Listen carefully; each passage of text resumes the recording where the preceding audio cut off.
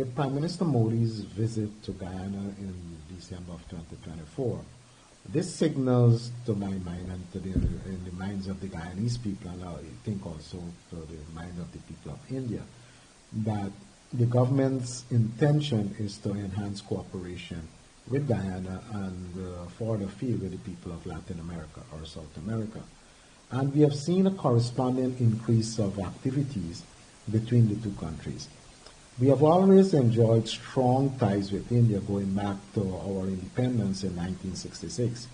And that very year, we also established diplomatic relationship with India, formal official diplomatic relationship in 1966. We have had an informal relationship before that since 1964, because in those years, a significant portion of our population were people of Indian origin. They were about 50%, 52% were people of Indian origin. So it's not surprising that we would have had his cultural ties and all of that, even under colonial rule.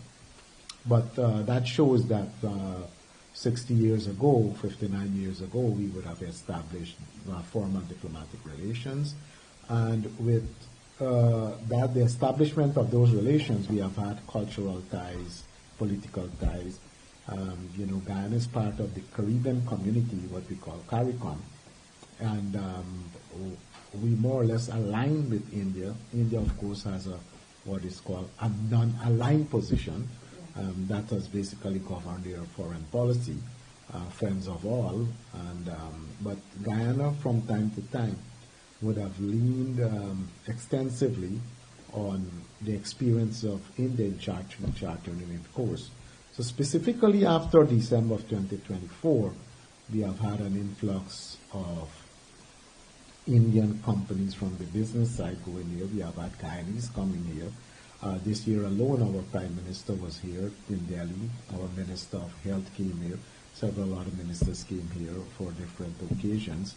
And only 2 weeks ago, the Director General of the Ministry of Health in Guyana was here. We visited the National Cancer Institute in Nagpur to look at further establishing relationship in the area of health. So there's construction, roads, bridges, there are renewable energies. There is, of course, people going there to assist in the health sector. And we expect that relationship will improve with more and more private sector people getting involved from both sides. But if we talk about trade, the trade remains explored to further strengthen the trade relationship between the two countries? Well, for us, the trade is significant, but because our country is small, the numbers don't, when taken into a global context, it's like a drop in the ocean. But with an economy that was just, below $6 billion US, when we trade in 4 or 5 or 600 million US dollars, it's big for us, right? So I would say that our trade with India is significant, given its reflection of our economy and the size of our economy. And of recent, we have had a positive trade balance with India, primarily because of our export now of oil to India itself. Before that, it was always in favor of India because we import a lot of pharmaceuticals from India, textiles and all of that. And our export to India has been primarily with lumber and some scrap iron and stuff like that. But we import a lot of also electrical appliances and electronics from India. And like I said, our biggest import would be in the pharmaceuticals. I would wager a guess that about 80% of the pharmaceuticals that we import into Guyana would have been sourced from India. Yeah. So Guyana's oil, and are there any plans to have a long-term agreement going forward?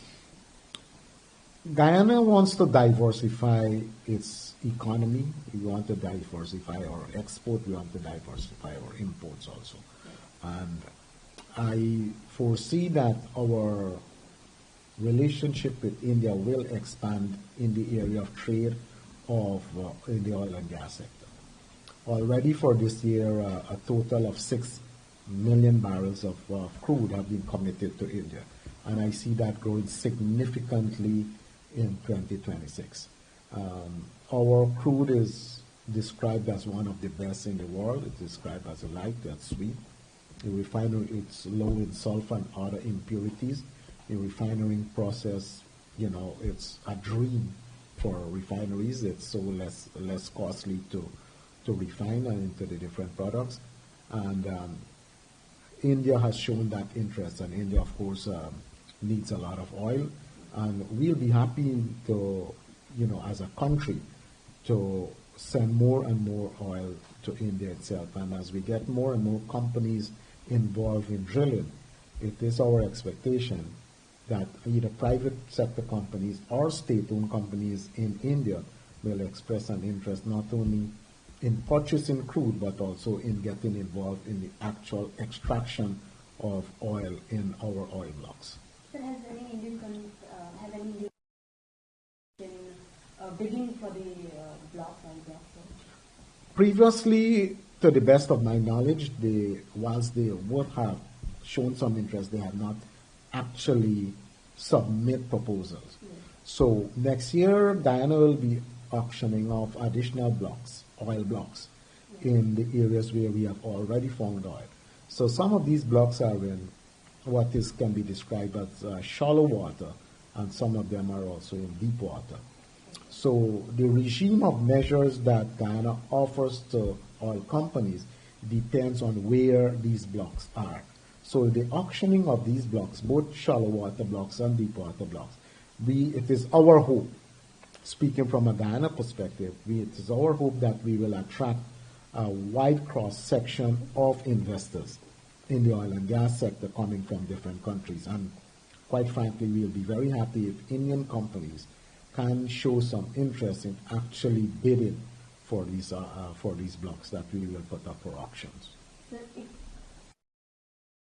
now between when it comes to trade between India and Guyana, and for the next year, if we talk about besides energy sector, where is the focus?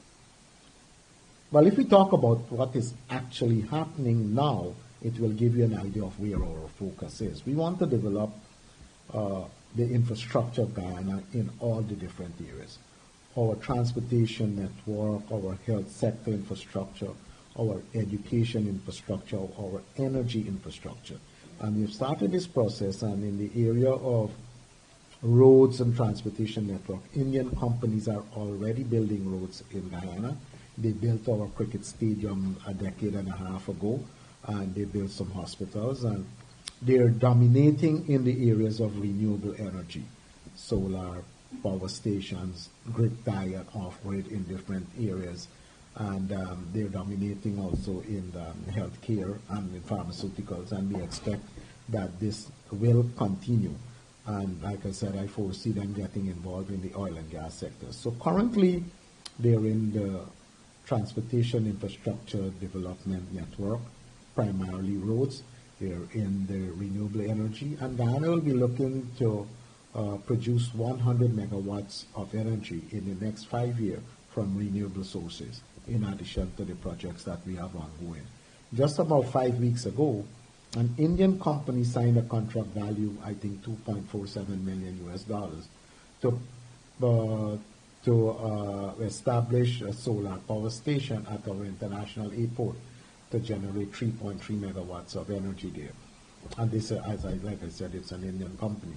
So different companies are expressing interest. So these are the areas that we're looking at: our education sector, our digital sector, infrastructure, healthcare, and importantly also in agro-processing. We are very weak in agro-processing, and I think it's primarily because of the cost of energy currently in Guyana. It's the highest in South America. It ranges, I think, between 32 cents to 40 cents per kilowatt hour. And this does not encourage agro-processing or light manufacturing or industries. So with our gas to energy project, that will put 300 megawatts of energy into the national grid. The government expects to bring down the cost of energy by 50% with more renewable there. And we also we have an expression of interest out for the development of a hydroelectric power station at a place called Amelia Falls.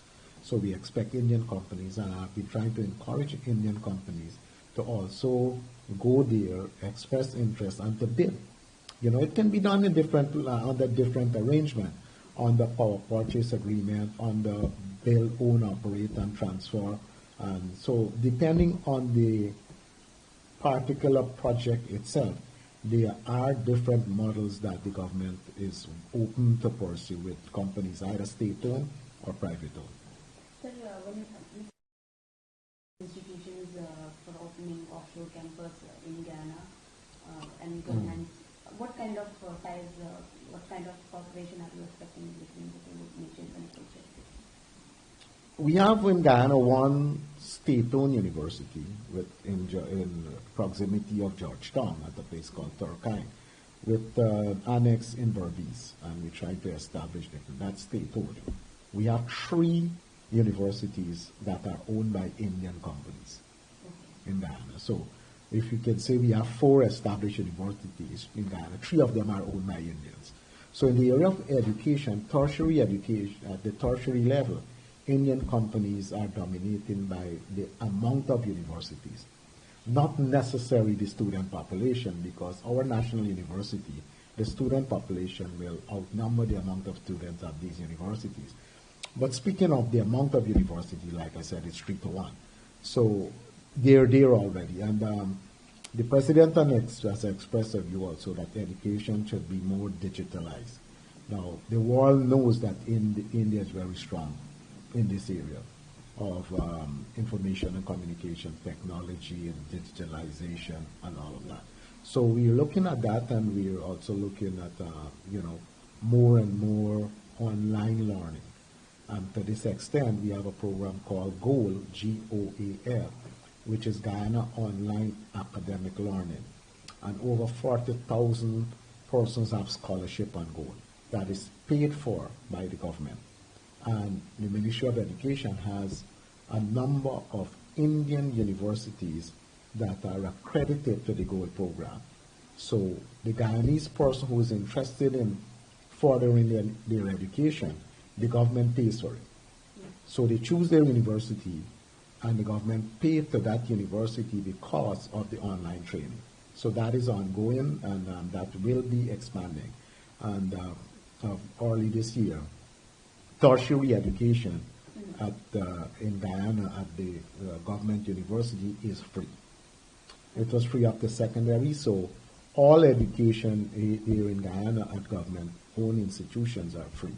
And not only that, the government gave every student a total of $500 for every school year that you attend school, whether it's primary, secondary, or nursery. So every child that is registered to go to school, that child receives $500. And if a child is going to a private school, that child also receives the government support. So not only is the education free, but children are also getting money to actually go to school. And the government also gives them a voucher for uniform to go to school, because in Guyana we expect you to go to school in a uniform. So if the children are walking on the road, you can look at the uniform and say, you're from this school or you're from that school.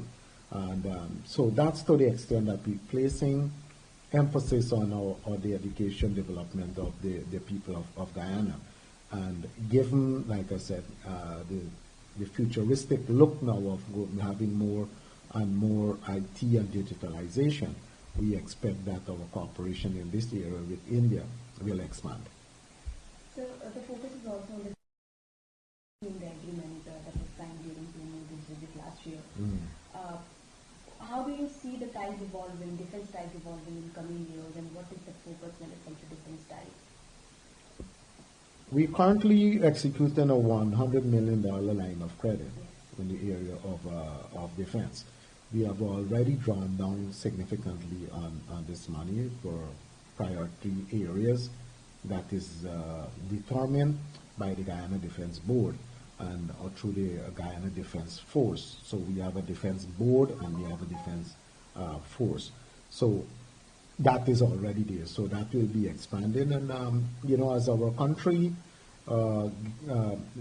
do better and better in terms of its economy, we expect spending will increase in these areas. But of course, we're prioritizing agriculture, education, and healthcare. Those are our major priorities, along with the infrastructural development to make things easier for us, especially in the field of arm production. Defense, every country also, in my opinion, will also need to have, the capacity to defend its people and its territory. And given, again, India's development in the area of defense, Guyana will be enhancing its relationship with India as it relates to defense cooperation. So what role can India play in healthcare and medicines in Guyana? Currently, we have patients coming to India for specialized care. Here also, the government of Guyana, if the care that you need is not available in Guyana, the government of Guyana, through the Ministry of Health, makes available to every patient seeking care outside of Guyana $5,000. So if you have a particular medical condition that demands specialized care that is not available in Guyana, the government assists you. You choose an institution from a list of institutions that are being deemed credible by the government. You choose whichever one you want. Okay. Depending on the cost and that they offer, that choice is yours as a patient. We, when I say we, the government will help to the tune of $5,000. If it's more than that, you have to put it from your pocket. So a lot of the patients have been coming to India. The deterrent, of course, is you're 25 hours away, halfway around the world, 9.5 hours ahead of us. So there's these logistics problem. The healthcare is excellent. The cost is very competitive, and that is why people are coming here. So we expect that this to continue whilst we build our healthcare system. To the extent that we want Guyana to be a healthcare hub in the Caribbean. And we're patterning this sector after what again is happening in India, where India is offering health tourism. We want to do likewise. So we are leaning on expertise. We have a relationship and MOUs with different institutions. Apollo Hospital is one of them. And the National Cancer Institute, we hope to have MOU with them. Yashoda hospitals and different medical institutions are offering training. They're subsidizing it, and sometimes they're offering full sponsorship for students in the medical field to come to India for training and for learning. Also the agriculture sector, but specifically in terms of healthcare, I think the world has acknowledged that India is leading here in healthcare. Of course, in our hemisphere, we acknowledge that Cuba has also made significant progress in terms of healthcare. So at both the government level and at the private sector level, we will have enhanced cooperation in the area of healthcare. And like I told you, we're going to build on that which is already existing, and to expand the possibility of patients seeking healthcare from different institutions in India here, different medical institutions, whether it's private owned or whether it's at state owned. So you mentioned multiple times the agriculture sector and you're looking for the ties, enhancing ties with India when it comes to agriculture. During the Prime Minister's visit, Prime Minister Modi's visit in 2024, agreements were signed, and one was also signed on agriculture, including R&D and food security initiatives such as the supply of millet seeds. So can you tell me what is being done when it comes to supply of millet seeds, and how do you see the impact of this partnership in ensuring in development of Guyana's agriculture sector? Well, here again, these MOUs are intended to build on that what was existing. In our rice sector, for example, we have cooperation going back with India for 4 decades. Yes. Our rice research station, most of the staff there would have been trained in India. We have 5 scientists with PhDs. All 5 of them received their PhDs here in India. And a lot of people with their second degree would have received specialized training. So in the area of training, we have ongoing cooperation here and sponsorship and all of that, and scholarships for training. in our rice seeds, we also have development of new varieties, working in close collaboration with Indian IRI, which is the International Institute for Rice Research based in the Philippines. And in millet, millet is considered health food.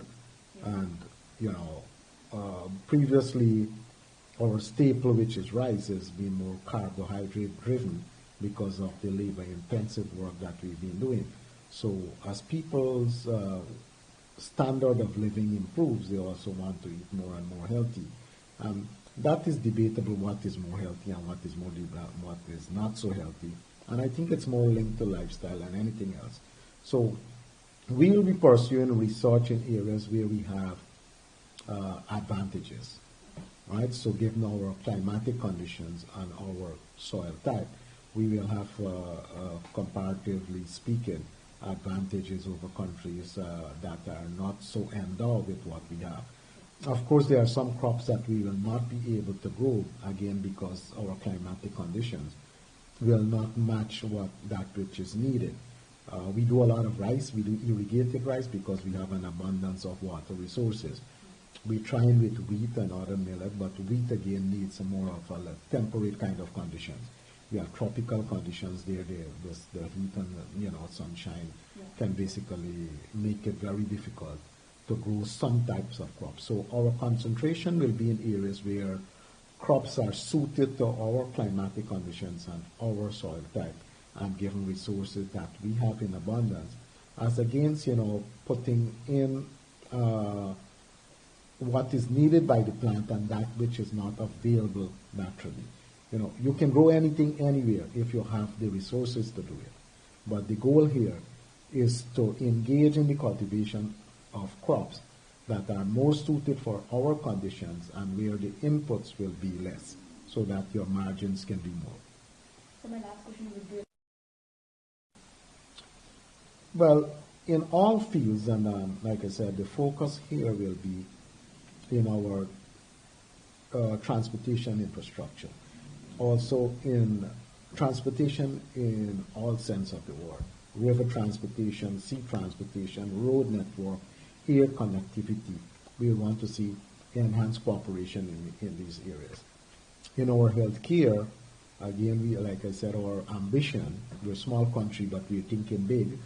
Our ambition is to become the health hub of the Caribbean and Latin America.